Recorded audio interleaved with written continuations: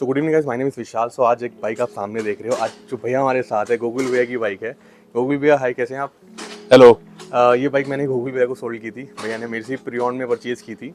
2015 model की bike है, तो 1200 सीसी की बाइक है, एक्सप्लोरर है। बहुत कम लोग इस बाइक पे जाते हैं क्योंकि 800 की डिमांड थोड़ी ज़्यादा है और ये थोड़ी सी टॉप हैवी है और भैया की हाइट वेट से आप आइडिया लगा सकते हो कि भैया पे सूट करेगी भी है। तो इसलिए मैंने भैया को आइडिया किया था, मैं कहा आप इस पे जाओ, तो इस पे सूट करेगी आप पे। और भैया ने अच्छी खासी किलोमीटर भी क्लॉक कर लिया। तो उसी का एक ओवरऑल एक्सपीरियंस करेंगे कि यार कैसी बाइक रही, क्या एडवांटेज है, क्या डिसएडवांटेज है, क्या अच्छा लगा, क्या नहीं लगा। तो गोकुल भैया, ये जो बाइक आपने परचेज करी, कितना टाइम हो गया आपको लिए हुए? Almost a year and a half. तो 1.5 साल हो गए। 1.5 साल हो गए। कितने किलोमीटर चला दिया आपने? 15-20 हज़ार किलोमीटर चला दी होगी। 15-20 हज़ार। तो आप आइडिया लगा सकते हो, 15-20 से 1,000 किलोमीटर का अच्छा खासा फिगर है। भैया ने इसमें सर्विस भी कराई होगी, टायर भी चेंज कराया होगा, तो काफ़ी सारा एक्सपीरियंस कराया होगा। भैया टाइगर, चलो मैंने आपको उस टाइम कन्विंस किया कि बाइक अच्छी है, आपकी हाइट वेट पे सूट करेगी, बट आपका क्या डिसीजन बना इस बाइक को लेने का? आपने क्यों ली? तो मैंने ऑलमोस्ट सारे रॉयल एनफील्ड चलाए हैं, 2.5 लाख किलोमीटर चलाया रॉयल एनफील्ड। उसके बाद मैंने डुकाटी ली, Ducati multistarrer 950।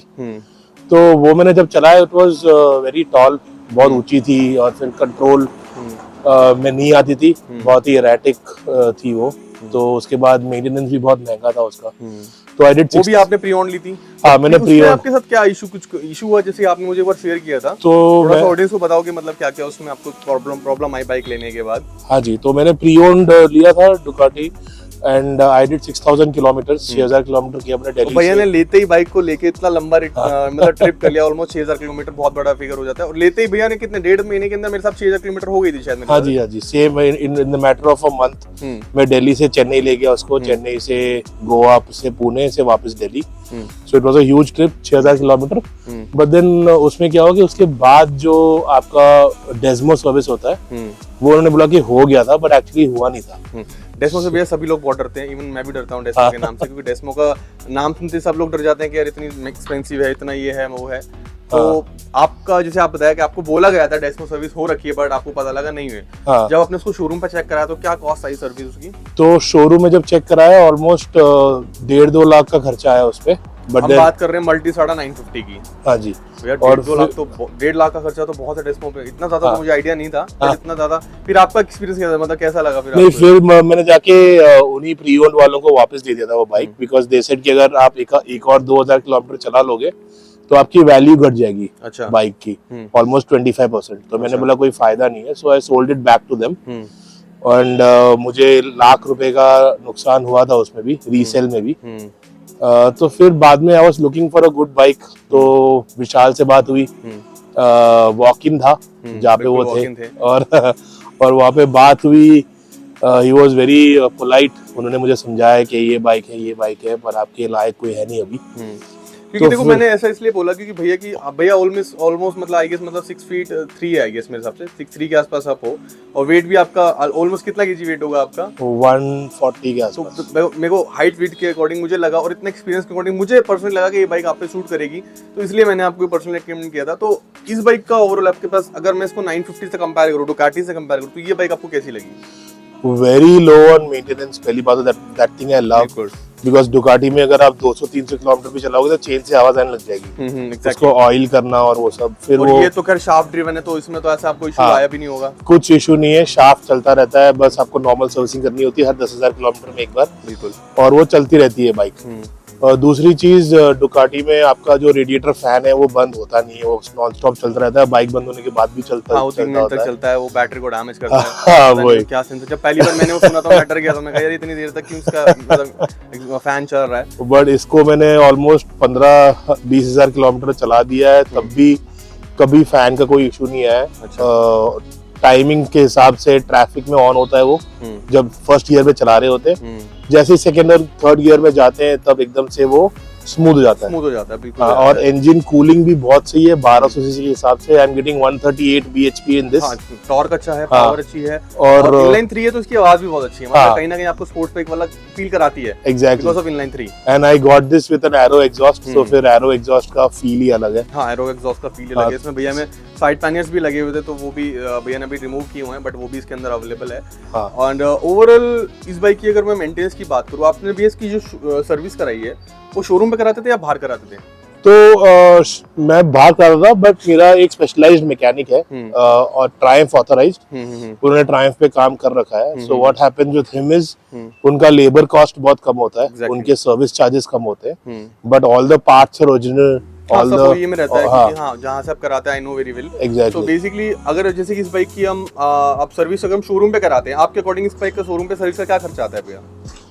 So around 10,000 rupees. Showroom पे तो आपका आता है अराउंड 20-25, बट अगर मैं इधर कराता हूँ तो it comes up to 10 to 12,000 तो ये भी देखो गाइस, आप एक अच्छा खासा फिगर, आप अगर आपके पास बंदा अच्छा है, करने वाला ऑथराइज पर्सन है, जिसको नॉलेज अच्छी है, जिसको हर एक चीज़ का पता है, OEM पार्ट्स है, बस खाली लेबर कॉस्ट का फर्क आता है। वहाँ हम 20 से 25,000 की देते थे कंप्लीट, यहाँ हमारा 10,000 रुपये में काम हो जाता है इजीली। और इसके चलो सर्विस की बात होगी, सर्विस का खर्चा 10,000 रुपये जैसे कि आप बता रहे हो। और इसके जो डिस्पैड है, इसमें जैसे कि ट्रायम के आते हैं, पता नहीं इसमें ब्रेम्बो आता है क्या आता है, बट इसमें ट्रायम की बैजिंग है। सो इसमें डिस्पैड कितने के आते हैं भैया इसके? Dispatch around 3,000 rupees. 3,000 रुपीज़ की। ये आप मतलब एक पेयर बता रहे हो कंप्लीट, अगर तीनों सेट अगर मैं इसके चेंज कराता हूँ? तीनों सेट तो अराउंड 9 या 10 में आपका पूरा सेट चेंज हो जाता है। 10,000। और मेरे हिसाब से अगर यही अगर मैं इसको शोरूम पे लेके जाऊंगा बिल्कुल, तो ये शायद मेरे हिसाब से 20,000 क्लॉक करेंगे मेरे हिसाब से। हाँ, इसके एग्जैक्टली। हाँ, और तो, इसके जो टायर्स है वो टूरिंग स्पेक है, तो आपको मैंने गूगल में एक बात देखा मैंने, जैसे कि टायर पे मैंने नोटिस किया, ये टायर है ना, ये ऑफ रोड टायर डला हुआ है। हाँ जी, ये रोड टायर नहीं है। तो ऑफ रोड टायर में मैं वैसे ऑडियंस को बताना चाहूंगा कि इसमें थोड़ा सा ना ब्रेकिंग का इफेक्ट पड़ता है, ब्रेकिंग इसमें कम लगती है। तो आपको नहीं लगा कि यार कुछ ऐसा मतलब फील? नहीं, इसके ब्रेकिंग बहुत स्ट्रांग है। I do a lot of off roading, यानी कि पहाड़ों पे बहुत जाना होता है, तो फिर I have put a Pirelli with in this, जो आपको अमेज़न में आसानी से मिल जाता है, अमेज़न पे। बिल्कुल बिल्कुल। The second thing is breaking इसका बहुत पावरफुल है, तो मुझे कभी वो नहीं लगा कि कम ब्रेकिंग लग रहा है या नहीं। टायर की वजह से जनरली रहता है ना, रोड टायर पे ब्रेकिंग ज्यादा बेटर आती है। हाँ जी, हाँ जी। But then there is enough braking with this tyre also. अच्छा। अगर आप दोनों brake, I always use both brakes, तो दोनों ब्रेक को आप साइमल्टेनियसली यूज करोगे तो you get good braking, pinpoint braking with this. और लेने के बाद गूगल पे बाइक में कोई ऐसा कोई मेजर काम आया कि यार ये काम कराना पड़ा, इसमें थोड़ा अच्छा खासा एक्सपेंस लग गया हो आपका, ऐसा कुछ? नहीं, I mean to be honest and very transparent, एक फॉल हुआ था छोटा सा, जिसमें आगे के फेंडर थोड़ा सा क्रैक हो गया था और लाइट की फ्रेम थोड़ी सी क्रैक हो गई थी। अच्छा। बट देन वो ट्रायम्फ शोरूम से ठीक हुआ है, बिकॉज जो मेरा स्पेशलिस्ट है उन्होंने बोला कि अब शोरूम से कराओ, उसको इंश्योरेंस मिलेगा। अच्छा, इंश्योरेंस क्लेम भी है? हाँ जी, इंश्योरेंस क्लेम मिलने में कोई प्रॉब्लम तो नहीं हुई भैया? नहीं, कोई प्रॉब्लम नहीं हुआ। That was also done very smoothly. अच्छा। यानी कि ऑलमोस्ट मुझे 60% का क्लेम वापस मिल गया, यूनाइटेड इंश्योरेंस से कराया था। ये भी एक अच्छा एडवांटेज है, क्योंकि लोग थोड़ा सा डरते हैं सुपर बाइक के अंदर कि यार इंश्योरेंस क्लेम होगा नहीं होगा। देखो गाइस, अगर बाइक आपके नाम पे है, अगर आप उसके ऑनर हो, इंश्योरेंस आपके नाम पे, तो उसका आप क्लेम इजीली ले सकते हो।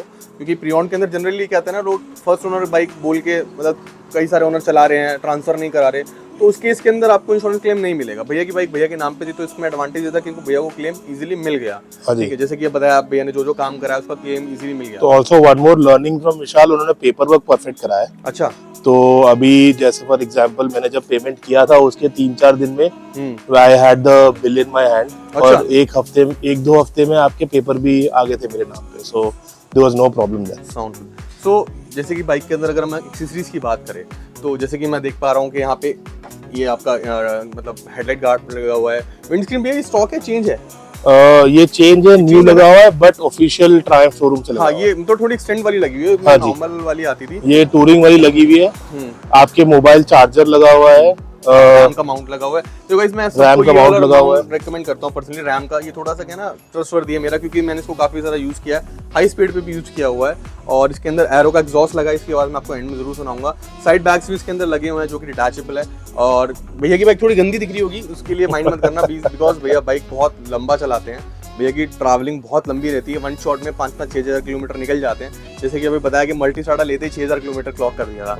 तो ओवरऑल भैया कभी ऐसा अभी तक फील हो रहा है कि बाइक थोड़ी आउटडेटेड हो गई है, या फिर कुछ ऐसा कुछ चेंज करने का मन कर रहा है, अपग्रेड करने का मन? कोई हिसाब से नहीं। जब मैं हाईवे पे जाता हूँ, दैट आई कम्पीट विद आपके discovery and your Mercedes G wagon. अच्छा। तो उनके 7 का पिकअप है, and I easily clock 100 with in 2-3 seconds. तो उसमें लगा कोई पावर बहुत है। हाँ, तो पावर बहुत ज्यादा है इसमें। In fact in traffic you will have to be a little careful, क्योंकि मैं हैवी हूँ तो मैं हैंडल कर पाता हूँ। बाकी अगर कोई ऐसा थोड़ा सा फिट या कम हाइट का हो तो he has to be careful. हाँ, ये बहुत बड़ा पॉइंट है भैया, आपने हाइट का टॉपिक उठाया कि जिनकी हाइट ऑलमोस्ट 5'8" है, तो मैं तो उनको भी ये बाइक लेने से मना करता हूँ। क्योंकि इस बाइक का जो टॉप हैवी वेट है वो बहुत ज़्यादा है। इवन मैं मतलब ऑलमोस्ट 6 फीट हूँ, तो मुझे भी इस बाइक को कहीं ना कहीं चलाने में प्रॉब्लम होती है। एक बार मैं इसको ऑफ रोडिंग ट्रेल पे ले गया था तो मुझे बहुत प्रॉब्लम हुआ, क्योंकि वेट बहुत हैवी है। तो हर किसी के लिए बाइक नहीं बना हुआ। तो जनरली लोग इसको भैया BMW से कंपेयर करते हैं,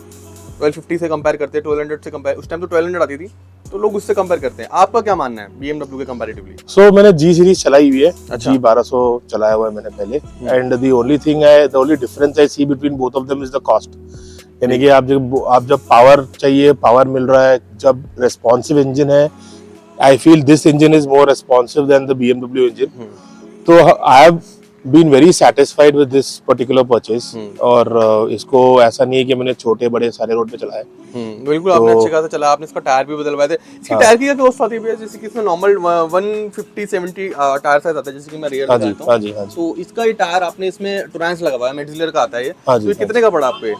सो राइट नाउ टायर देखो डिफरेंट प्राइस पे लोग देते हैं, बिकॉज इसकी स्कैसिटी है, अभी बिल्कुल मिलता नहीं है मार्केट में। बट देन अगर if you plan it well, अगर आपके पास 1 महीने का टाइम हो, आपने पहले से इंस्टिंक्टिवली खरीद लिया, तो आपको अराउंड 20,000 के आसपास एक टायर पड़ता है। हाँ बिल्कुल, ये बात बिल्कुल सच है कि आपको थोड़ा सा प्राइस बेटर मिल जाएगा अगर आपने पहले से अरेंज कर लिया तो। अदरवाइज ऑन द स्पॉट लेने पे जाओगे तो आपको शायद हो सकता है 25 का भी मिले, 27 का भी मिले, तो डिपेंड द मार्केट के अब क्या रहता है। बिकॉज ऑल्सो यू नो अगर जब जरूरत पड़ती है, फॉर एग्जाम्पल चेन्नई में मुझे जरूरत पड़ गई थी एक बारी टायर्स की, सो देन अर्जेंट बेसिस पे अगर मंगाते हो तो डीलर्स भी अपने हिसाब से रेट रखते हैं। Also bought tyres for 35-40,000 rupees, पर आई रेकमेंड कि आप पहले से ही प्लान करो। गोकुल भैया, इस बाइक के बारे में मुझे कुछ ऐसी बात बताओ जो आपको सबसे ज्यादा अच्छी लगी होगी। हर विशाल ये बाइक मतलब इस बाइक के अंदर मुझे नॉर्मल अगर मैं कंपेयर करूँ अदर बाइक से, BMW से या फिर किसी से भी जो कि एडवेंचर कैटेगरी के अंदर आती है, आपको कौन सी बात है जो इस बाइक की सबसे ज्यादा अच्छी लगी?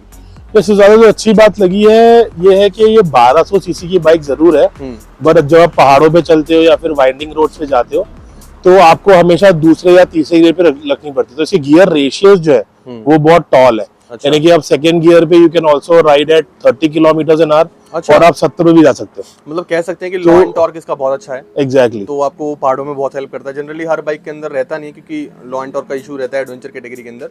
बट जैसे कि भैया ने बताया कि सेकंड गियर के अंदर ये 20 से 60 के 70 स्पीड तक इजीली चला लेते हैं इसको। ऑल्सो सेकंड थिंग इज जो ब्रैकेट रहता है ना, it looks like lower gears पे आप छोटी बाइक चला रहे हो और हायर गियर्स पे बड़ी बाइक चलाते हो। तो आपको कभी ऐसा लगेगा नहीं कि ओवर पावर्ड बाइक है जब आप लोअर गियर्स पे हो, और आपको कभी ऐसा नहीं लगेगा कि छोटी बाइक है जब आप ज्यादा गियर पे हो। तो that whole range, torque range and power का आपका कहना है कि बहुत अच्छा है। हाँ। सो इसके अलावा और कोई बात? और एक बात है कि इसकी ground clearance, like it is not very tall, but then सारे बम्स आराम से क्लियर हो जाते हैं। आपकी ऑफ रोडिंग आराम से हो जाती है। और इसका जो बैलेंस है, यानी कि जैसे आप 800 ट्रायम्फ 800 लोगे तो आपको लगेगा कि फ्रंट हैवी है, वो इस बाइक में नहीं है, बिकॉज शाफ्ट के हिसाब से इसका वेट रेशियो, बैलेंस रेशियो बहुत बेटर है compare to the smaller Tigers. और एक सेंटर ऑफ राइडिंग पोस्चर जो है वो बहुत ही कंफर्टेबल है, because if you see the seats and the shockers, mono shock, इसमें शॉकर्स भी आपके मतलब मैनुअल एडजस्टेबल है। आप यहाँ से उसको एडजस्ट कर सकते हो, जैसे कि यहाँ लिखा है सॉफ्ट एंड हार्ड, इसको आप अपने अकॉर्डिंगली एडजस्ट कर सकते हो। आपने इसकी सेटिंग वैसे मेरे हिसाब से थोड़ी हार्ड की होगी आपके वेट के अकॉर्डिंग। हाँ जी, थोड़ा हार्ड किया हुआ है इसको। एंड इसकी सेटिंग थोड़ी सी हाई कर रखी है ताकि सारे रोड्स पे स्मूथली चले। एग्जैक्टली कर से। तो चलो ये तो हो गई भी अच्छी बात है, सारी अच्छी बात है। आपको कोई अब थोड़ी लोगों को थोड़ी इसकी ऐसी बात पता है जो आपको अच्छी ना लगी हो, जो आप बताना चाहो लोगों को जो इसको ऑन करते हैं, ऑनरशिप जो कि ट्राइगर लेने का प्लान कर रहे हैं? हाँ जी, हमेशा ये बड़ा इंजन है तो स्टार्ट अगर करोगे तो ये हिमालयन या कोई छोटी बाइक नहीं है ताकि एकदम से आप भगा के ले चलो। एग्जैक्टली। तो थोड़ा सा इंजन गर्म करने के लिए रखना होता है 1-2 मिनट। द बाइक हीट करने के लिए, जैसे कि भी हमने स्टार्ट किया, लाते हमने इसको वार्म अप किया, थोड़ा 3-4 मिनट गर्म किया। सर्दी है तो आप इतना टाइम तो दो बाइक को वार्म होने के अंदर, क्योंकि बड़ा इंजन है, टाइम तो लेता है।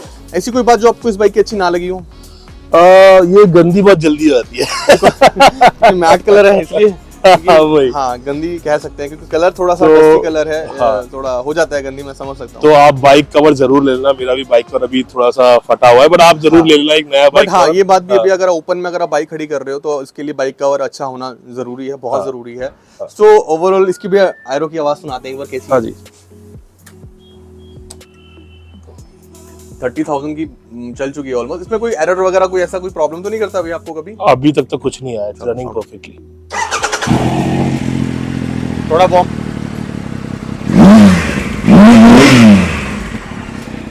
तो आप थोड़ा बेस का आइडिया लगा सकते हो कि बाइक के अंदर बेस कितना अच्छा आ रहा है, मतलब एरो एग्जॉस्ट है। तो मेरे को पर्सनली बहुत पसंद है और ट्रायम्फ रेकमेंड भी एरो ही करता है शुरू से लेके अब तक। सो एक्सेसरीज भी है ये सारी आपको इसमें लगाई मिली थी। आपने शायद इसमें रैम माउंट लगाया, और कोई एक्सेसरीज में आप अपने लिए लगाना चाहते हो क्योंकि प्लान कर रहे हो? अभी एक्सेसरीज में I am trying to have a tank protector. तो अच्छा। वो एक मैं अपने स्पेशलिस्ट से पूछ रहा हूँ, but he recommends not to have it क्योंकि आप अभी ऑलरेडी ये गार्ड रेल्स लगे हैं। गार्ड रेल्स लगे हुए हैं इसके तो अंदर, ये भी कुछ ओरिजिनल लगे हुए हैं। हाँ जी। Also I am trying to have a tank bag ताकि आपके इजी एक्सेस में सामान रहे। हाँ, सामान तो एक टैंक बैग लेना चाहता हूँ, बाकी इट्स ऑल परफेक्ट बिकॉज ये बहुत आपके पास ऑलरेडी स्पेस है।